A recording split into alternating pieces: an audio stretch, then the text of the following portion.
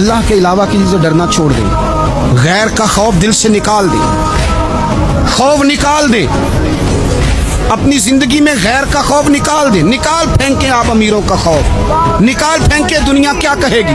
یاد رکھنا عزتیں بھی رب دیتا ہے, ذلتیں بھی اس کی مشیت کا تقاضا ہوتی ہیں, رزق کا مالک بھی اللہ ہے. حضرت مولا علی سے کسی نے کہا کہ آپ اپنے ساتھ حارس کیوں نہیں رکھتے, گن مین کیوں نہیں رکھتے, باڈی گارڈ کیوں نہیں رکھتے؟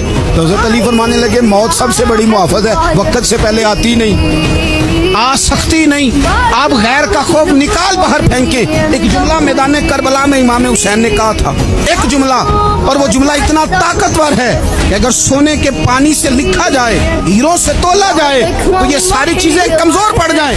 امام علی مقام میدان کربلا میں جب گھوڑے پہ سوار ہوئے, اللہ اکبر کہہ کے میدان میں آئے, اور آپ نے یزیدیوں سے کہا کہ تم ظالم ہو, جابر ہو, فاسق ہو, اطاعت تمہاری نہیں قبول کی جائے گی, آپ بتاؤ لڑنا ہے کہ کیا کرنا ہے. جب وہ لڑنے کے لیے میدان میں آئے تو امام نے ایک جملہ کہا, فرمانے لگے لوگوں گواہ رہنا, آج میں نے عزتیں خرید لی ہیں اور ذلتیں دور کر دی.